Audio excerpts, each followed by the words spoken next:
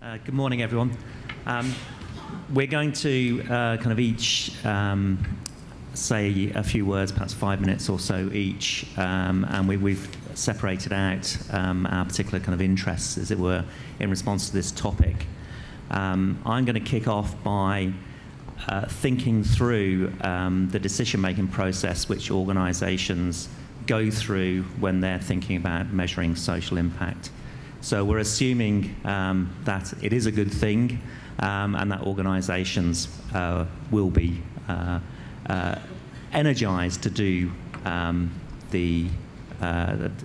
the task of measuring their social outcomes and their social impact. I want to split up that kind of decision-making process into two parts.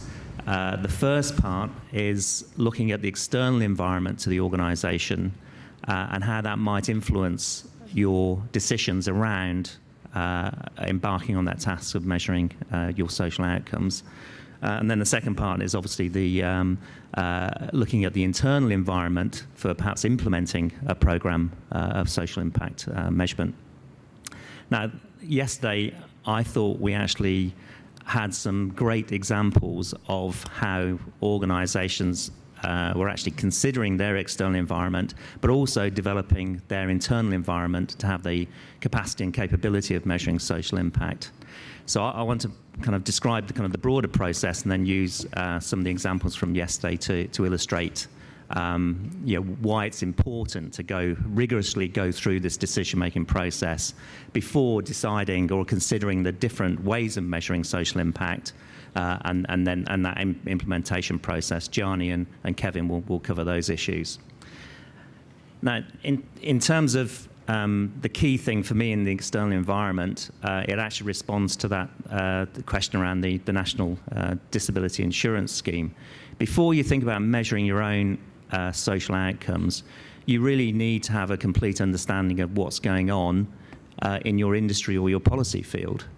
Yesterday with Good Beginnings and Jane's kind of presentation, she talked about the national systems for capturing information in terms of early years child development. Almost every industry now seems to have a peak body or a centre of excellence which is seeking to collate relevant information. I'm really interested to know whether those peak bodies and centres of excellence are actually delivering value to individual organisations in terms of giving them the data and the analysis, the intelligence they need. But those organisations do exist. And I think the big challenge for the National Disability Insurance Scheme is how much can that be used as a method of improving data capture and learning. I'm optimistic and think it's a huge opportunity, but maybe the implementation timetable is actually creating a challenge for those organisations in that particular industry. So that's kind of one scanning of the external environment that you absolutely need to do. And obviously every industry actually has a whole set of sub-industries. So even in the early years, kind of child development, there's a whole set of subgroups within that, often with an emerging kind of body of intelligence relevant data. The second thing is the location, and once again, one of the questions kind of early on was around the use of community indicators. So scanning the external environment, what is there in terms of your community, however that's defined? How much do you know about the well-being, health, social and economic status of your communities and so on? Hopefully there's a rich body of information, and the 2011 census is obviously a great starting point, and that's available. And if you live in Victoria, you have the wonderful opportunity to use the Community Indicators Victoria data.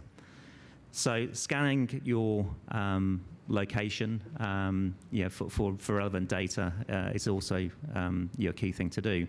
There may also be some ongoing initiatives, perhaps through a community foundation or some other community-based body to actually be collating relevant information. So once again, there may be somebody else who may be able to assist you in that process. Then the other aspect of that external environment, which I think was revealed yesterday, is basically what are your peers doing? And I know peers in the not-for-profit sector, on the one hand, might be collaborators, but on the other hand, there might be competitors, so there's a bit of a game to play there. But isn't it great that we had 2 examples yesterday of organizations who were developing tools for themselves, with Jeff and the cost, a costing model, encouraging organizations to do full cost recovery, and then sharing that tool within the disability, across the disability organizations. And then Brian with his kind of great kind of iPad kind of web kind of application to be capturing data from neighborhood centers and so on, local community centers. So once again, I think there's a real opportunity to learn from your peers. Going back to the NDIS and my aspirations for how that might be rolled out really efficiently and well, and then thinking about how you do measure your own social outcomes, not just now as a snapshot, but going forward into the future. Wouldn't it be great if there was a government-funded but co-designed from the bottom up, hopefully, system for capturing data on how the NDIS is rolled out, and then how consumers use their access to their funding, as it were, to satisfy their needs. That, to me, is the same. If you talk to government about, say, creating a community on the edge of a conurbation, it is their responsibility to stick the roads in, tunnels, bridges, and whatever into that community to make it thrive. They know in the future they're going to get tax revenues, both local tax revenues and business tax revenues from that economic development. When I think about the not-for-profit sector and the infrastructure that the not-for-profit sector needs, it is having that case management system and linkage into that consistent kind of data set. At the moment, what we have are systems where almost every organization has to develop their own and then build their own interface into a very poor, in terms of learning and capturing outcomes, government-based system. So whether you're in emergency relief or job services or whatever, there's some great bits in there, but it doesn't actually do the whole job. And I would actually kind of challenge government that they should be thinking about what the infrastructure is for the not-for-profit sector, and what they should be doing. And I think having that kind of integrated case management system data is a key part of that external environment that you can interface with. Okay, that's the external environment in terms of, if you want to take this seriously and you want to invest your own resources. We talked about the cost of actually kind of measuring kind of outcomes. If you want to use your limited resources to most effect, you've got to do that external scanning. When it comes to internal, we're back to the case management system again.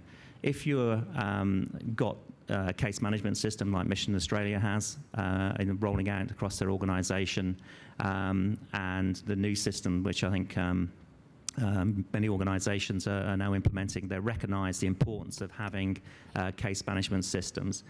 If you've got that, then there's a chance of adapting or indeed utilising the data that's captured for outcome measurement.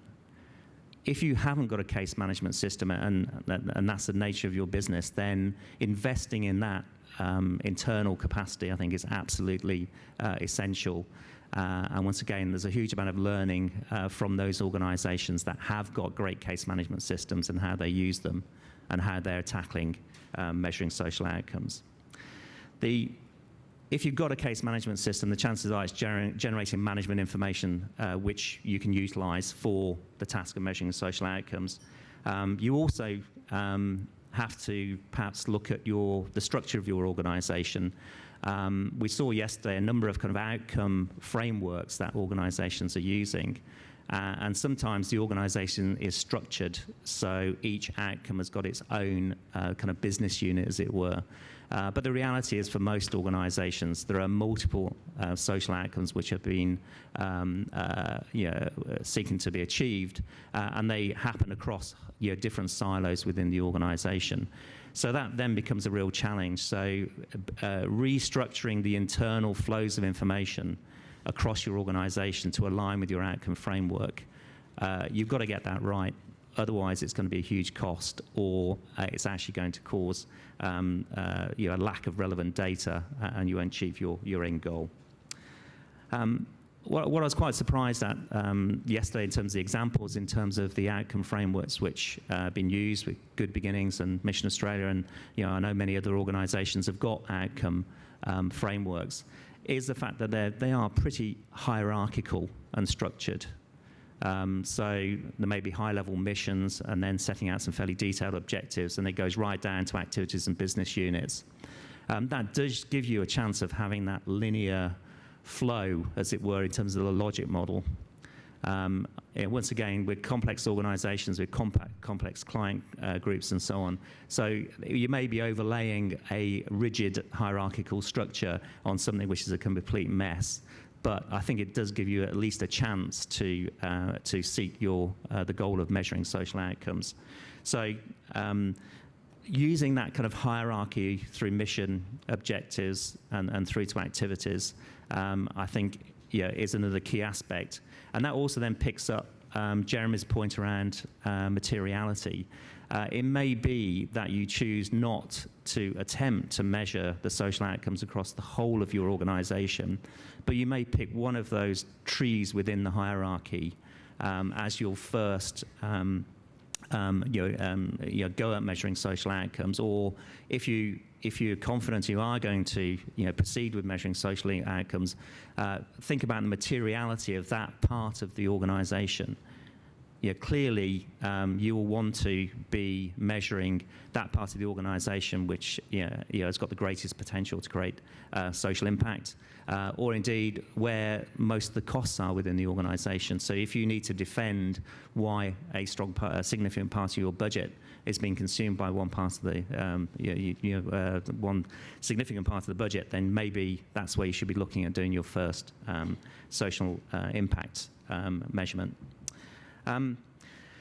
Finally, thinking about both the external environment and the internal environment, one of the questions you need to ask is how can you utilise external expertise, whether it's within academia around evaluations, existing evidence around the programs that you implement, or whether it's to use consultants like Kevin and SBA and NetBalance and a number of others who can actually help you undertake the task of measuring social outcomes. So whether you use external expertise, but similarly, how do you then, looking internally, go about building the capacity and capabilities of your organisation to undertake those activities within the organisation? Both Mission Australia and from BENSOC yesterday, and if we'd heard from Matt Bevan from Uniting Care, those are organisations which are very progressively building the internal capacity capability of their organisation to measure their social outcomes. So another kind of question to think about is the use of external expertise about building internal capacity. So that's my kind of run through in terms of the high level, and Gianni's going to now start the process of having decided to enter the task, then how do you decide which particular tools to use?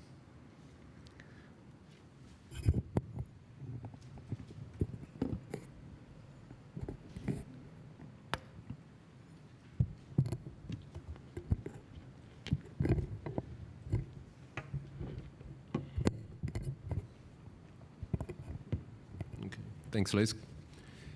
Morning, everyone. Firstly, apologies that I couldn't be here yesterday, so I'm just sort of picking up on some of the comments this morning around some of the things that were talked about. So apologies if some of the things that I say were covered yesterday, but my points are going to be brief anyway. And I was just thinking around what are some of the 2 or 3 key messages that I could talk about that I'd like people to take away from a conference like this. Just by way of introduction, I guess, having been in this field now for quite some time, one of the things that strikes me all the time is the use of the term social impact. I know Jeremy talked about definitions, but like has happened with a lot of terms in the past, like personnel management, then became HR management, then became strategic HR management, and you kind of wonder, to what extent is this different? Is this just new wine in old bottles, or the other way around? Is it just different labels?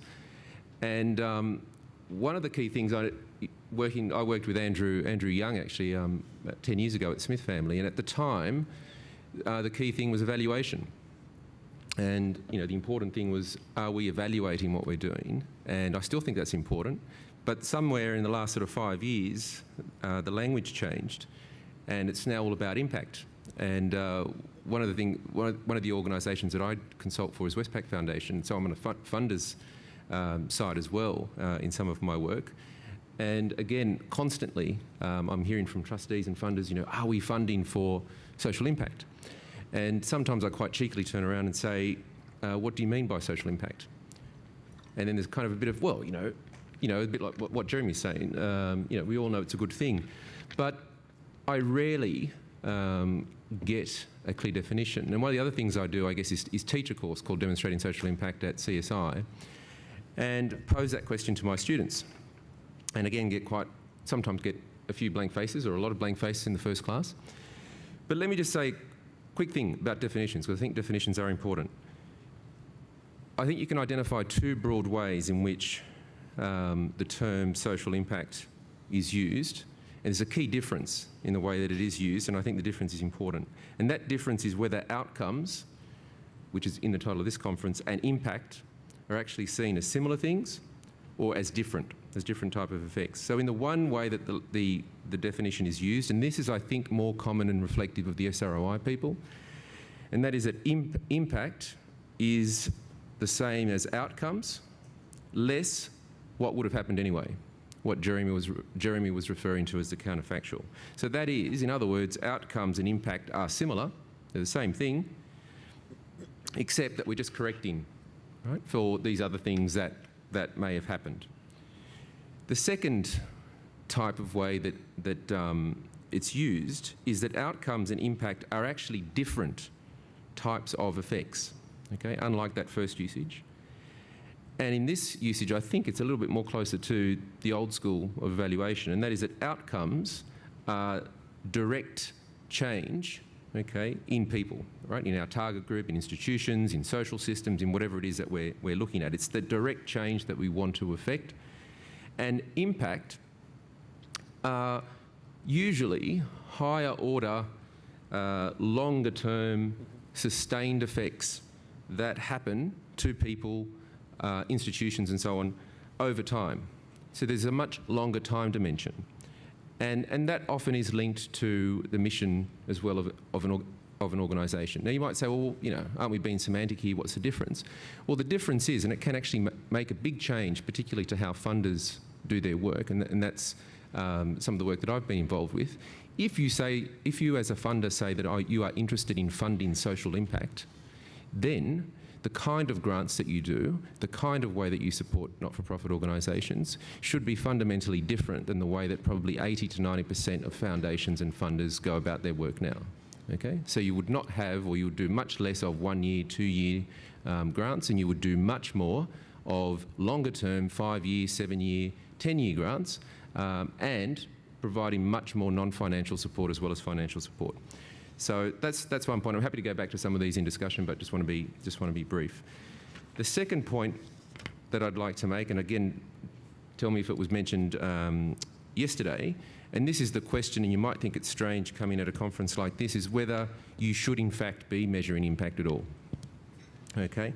And some of you might be familiar with a very important paper that a couple of researchers at Harvard Business School put out a couple of years ago, where they, in effect, put in an academic way what many of us that were working in the field kind of knew about and would provide advice to the organisations that we worked with, and that is that any social impact measurement framework should be contingent on a range of internal and external factors, the kind of things that Les started out his conversation with, around looking at the external factors, looking at the internal factors.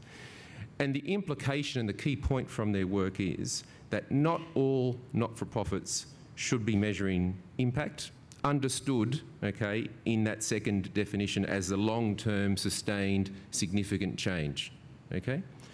So, and you might, again, as you see, I've had a couple of pleasant surprises from grantees who have approached me when I've learned about their organisation, and they're all coming to me saying, you know, I know we should be measuring impact, and I know that that's what you want to see. And I say to them, no, actually, I might not want you to be measuring impact, okay? Have a think about why and what it is that you want to do. Now, the key factors in this framework that was put forward by these researchers was the nature of the theory of change, and I know that's something that you did talk about yesterday, or the causal logic or the logic model that's underpinning a program. And so they essentially said you can either have a very simple logic model that underpins your program, where the cause and effect are known, there's a linear thing. If we do A, B happens. So emergency services, for example, would be a good case of that.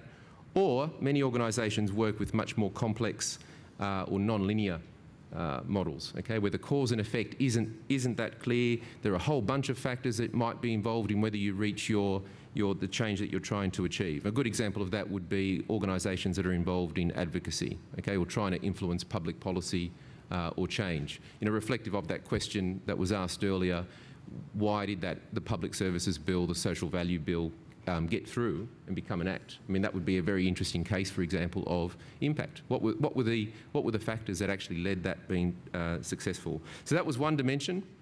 The second dimension was an organisation's operational strategy. So what does it actually do in terms of its operations? How does it go about it? Is it focused? So that is, does it just operate on one task? So if it's around providing a shelter or a soup kitchen, it's just doing that and nothing else in the value chain? Or does it have tasks along that value chain? So it provides food, it provides shelter, it also provides training and so on. Now, I won't go into it here because I didn't want to bring along lots of PowerPoints, but essentially when you put those two dimensions together, they came up with a 4-box matrix with different kinds of scenarios.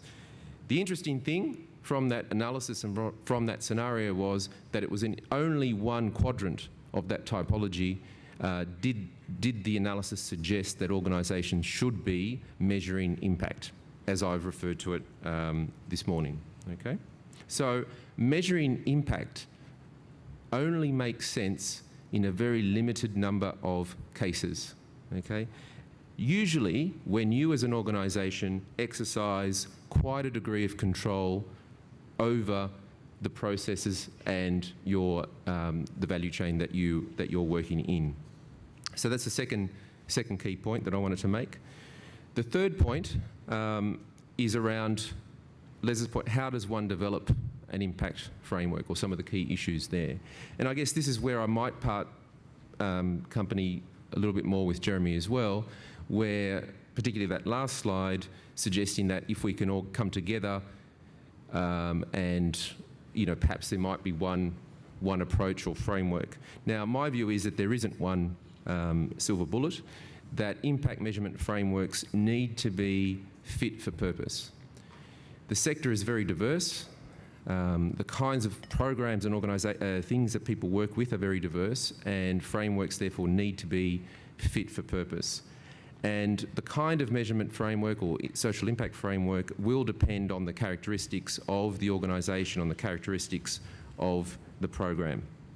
However, where I do agree with Jeremy and many others is that any framework needs to be principles-based, and it needs to be underpinned by principles rather than being led by methods or what Jeremy was referring to as the tools, okay? And Jeremy then went on to make reference to several of those principles which I'm in full agreement with, okay? So there are 3 key approaches or main approaches that I think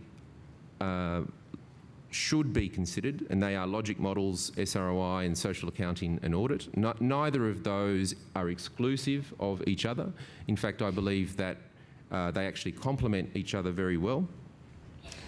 And the other point, and I'll finish on this one, is that choosing a framework should really give consideration to both purpose, so why you're doing the evaluation or the analysis, and also a point that Jeremy raised is rigour, okay? What's the quality of the evaluation and the analysis that you're doing? So they're the key kinds of questions that I think you should think about in terms of choosing your framework. So, messages: be clear on what you mean by impact, understand it, determine what you should be measuring along the causal chain. So think about your theory of change, whether it's simple or complex, and the way that you go about your operations, and do that simple little exercise and ask yourself that question: should you be measuring impact, or should you actually be measuring things down the line, such as outputs, some types of outcomes, short-term outcomes, and so on. And finally, ensure that any framework is underpinned by principles rather than being method-driven, and that you're clear on the purpose, that is why you're doing it, and the quality of the analysis that you want to do, okay, and that you need to do for whatever purpose that you have in mind. Thanks.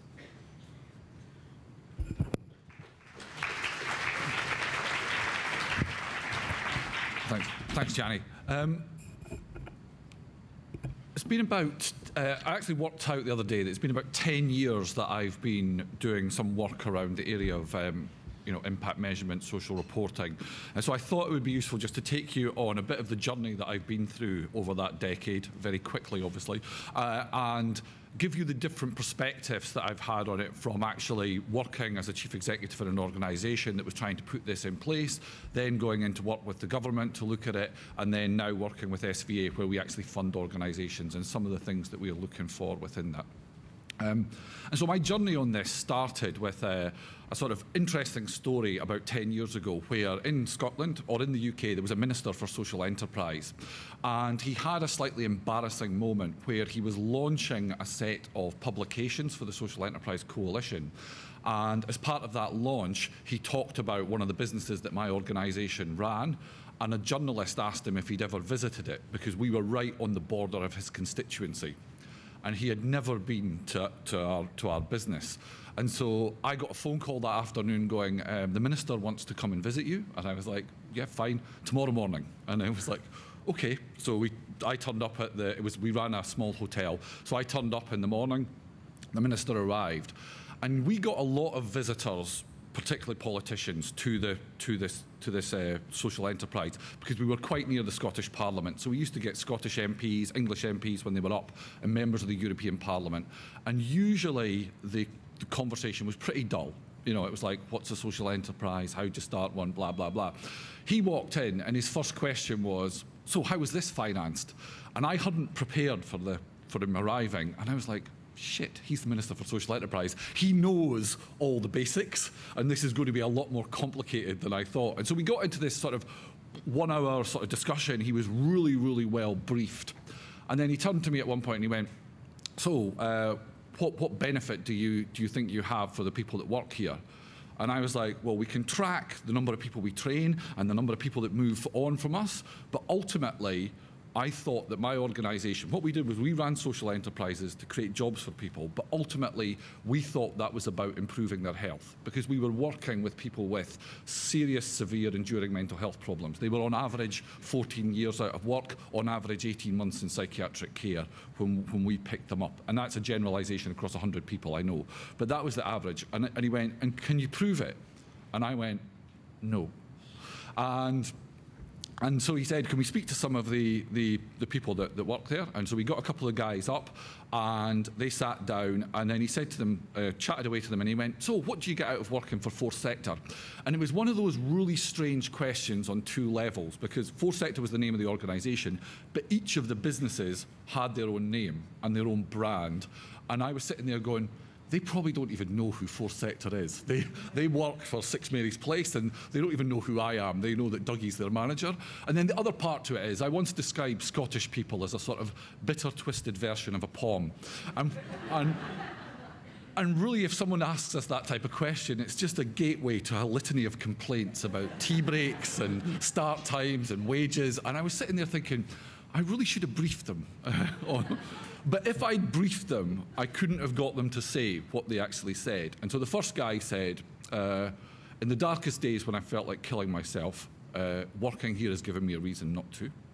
And then the next guy went, well, mine is nowhere near as dramatic as that. I just know that I don't use the doctor as much as I used to. I don't go to hospital as much as I used to. I don't see my community psychiatric nurse as much as I used to, and I don't use as much medication.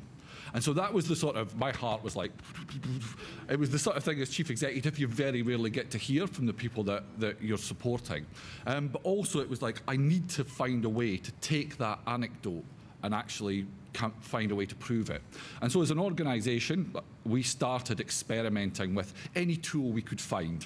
And so we used a thing called LM3 at one point. We tried social accounting. It was very cumbersome for our organisation. We tried a model called Prove It, and then we eventually stumbled across SROI. And we had our first SROI done in 2004, I think it was. So they came in, did the work on the guest house hotel, and it was really quite interesting because it was done by people who work for the Scottish Development Centre for Mental Health, and they actually tracked the health improvements of 12 individuals that worked for us over a period of time. And it did this really interesting thing for us, because when we did our social accounts, we took our social accounts to the health board, and we had a really glossy set, and it'd taken us about a year to do, and they looked at it and they went, very interesting. When we took our SROI to them, which was very similar story, but it had a headline that we provided £5.87 of social value for every pound that we were given in philanthropy or government money for the employment support we provided, that opened the door for the health board to talk to us, social work department to talk to us, and the economics part of the council in Edinburgh to talk to us. So it was a real great door opener, but actually a similar story behind it in terms of the story of change that was actually happening to the individuals. But we were actually starting to put in place these mechanisms to track what was happening. And we went suddenly thrown into the limelight as this great organisation that was leading the way in terms of outcome measurement within Scotland. And I was always slightly embarrassed by that, but people would say, oh no, your organisation's really great because you've got half a person dedicated to tracking your impact measurement, which I thought was slightly ironic, given we had 4 people that were responsible in the organisation for tracking the financial performance of the organisation. But we were a social purpose organisation, and we had half a person. But that was half a person more than most of our competitors at that time. So I then went on to do 15 SROIs, block of work in Scotland, did a report to the Scottish Government, and that led to me, as someone in my intro, going to look at work for the Cabinet Office. And part of my role within the Cabinet Office was to look at all the various models that were out there and recommend to the UK government which model they should actually put some money into in terms of investing. And that was a very interesting journey, because at the time, this was probably 2007 in the UK, there was a lot of claims being made about various tools and various approaches and how great they were. And once you delved into them, you actually found out that not many of them were being used by many people. And so when we put a call out for, can we get anyone that's ever done an LM3, there was about 4 that came in. And this tool was being promoted as fabulous. Tried social accounting, we found about 40. And this was for a model that had been around for over a decade. SROI, we found about 50 or 60. But interestingly, there was about 5 different approaches being used that underpinned those SROIs. And I came to the conclusion that there was a lot of consultants out there promoting stuff, but not a lot of activity actually going on under the ground. And when you actually looked at the approaches, there was very little difference between them. And it was almost like the Judean People's Front and the People's Front of Judea, that they were arguing over this 1% of difference rather than the commonalities that were there.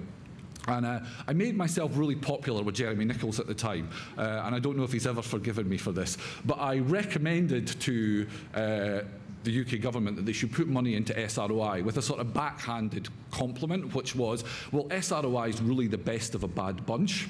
But if you want to do something, then it's probably the one that you could develop, because it's a bit of a magpie of the impact measurement approaches that were out there, because it just steals things from other approaches and embeds them. And so Jeremy doesn't really speak to me much now. But what I said about it was, but if you're going to develop this approach, there are several flaws in it. There are loads of people doing SROIs who've never been trained, and I was in the same category. There's no standardization. You've got different people adapting it, I think, as I say, we found 5 different approaches. There was a Dutch approach, there was one out of Hull, there was the NEF approach that Jeremy was using, there was one that came out of, the original one out of America. SVA were actually doing their own one over in Australia that was completely different. So nobody's doing this the same way, and you needed to get this accreditation in there and actually get some assurance. And it's great to see how much it's developed since then in terms of the work that's been done in the UK. So I then arrived in Australia about 4.5 years ago and entered into, do my job, but entered into a partnership with PricewaterhouseCoopers Foundation and CSI, really to look at what we could do in terms of developing SROI here. And so over the course of a 3-year partnership, we did a lot of work within SVA where we did 50 SROIs with a range of organisations, Queensland, New South Wales, Victoria mainly. And really looked to try and embed it because, as I said, it was like we trained staff, we got them, waited till the UK guide was developed, waited till the training was there, and then we actually started training people and getting them out and doing the SROIs. And then we did a reflection on what were the lessons that we'd learned from that. And I think some of the key stuff that came out of it was, and Jeremy alluded to this earlier on, Gianni alluded to it, SROI is good because it actually makes you ask the right set of questions that an organisation should be asking about its outcomes and its impact. And particularly those questions around, well, what difference are we making? What would have happened anyway? Who else is contributing to the actual change that we think we're making? And those questions, for me, are fundamental that organisations should be asking about any programme before they start it and during it. So it was a great way for organisations to ask questions and also to engage with their stakeholders and ask the questions of those stakeholders and learn from that. Real problem in that most organisations did their SROIs as just a snapshot, so it was like a one-off SROI that they did, and very few were going down the road of repeating them, and despite the fact we were encouraging them to do that. Now, there are some that are doing that now, but there was this slight flaw that, if you turned up and somebody said, here's my set of audited accounts from 2008, how great do I look? You'd sort of be going, well, what about the 2009 and 10 and 11 and 12? And, and people just having a one-off report from a number of years ago wasn't really great. So really needed to do a lot of work to move from snapshot to actually embedding it. The idea that we found, again, something that had come out from the UK when we'd done them there, a lot of organisations not clear on their theory of change, and actually a lot of work needing to be done around that. And again, the issue around materiality, what we call in SVA the golden thread, that you can't measure everything, but actually trying to get focused down on what are the material things that are actually important to stakeholders in terms of the change. But also the other thing that I think was alluded to yesterday, SROI can really be used at any stage. It should be used before people start down a process. It can be used as you're going. It can be an evaluation at the end of a programme. And that really depends on the audience and what you want to get out of it. And I think I wanted to just cover something that was said yesterday. Somebody mentioned that they thought SROI was expensive and cumbersome. And my reflection on that, having done a lot of them and been involved in a lot of them over time, is actually an SROI is probably the same price as an evaluation. So if you want to evaluate something, it generally tends to cost you money. And I don't think SROI is any more expensive than any other approach. And most of the cumbersome bits that I've seen in terms of the SROI actually come about because most organisations aren't tracking the right data. And so what SROI does, if you actually use it properly, is gets you focused on the outcomes. And it goes back to an original story I had of doing an SROI way back in the UK about 7 or 8 years ago. I got I think funders have a lot of issues around this as well. So we were asked to go in and do an SROI on a mental health organisation. And probably the equivalent, like a DES provider would be the sort of equivalent over here. And my organisation was a mental health organisation. We thought, right, this will be really quick. We're easy, we understand what they do, they had a fabulous reputation, and so the funder was paying us to go in and do the outcome evaluation. We went in, we worked out with them what the outcomes were, and we were like, okay, we need to know information around what welfare benefits people were on, what jobs they went to, what wages they're on now, what their career progression is once they've moved on to that stuff. And this was a really good, well-resourced, good reputation organisation, and they went, we don't have any of that.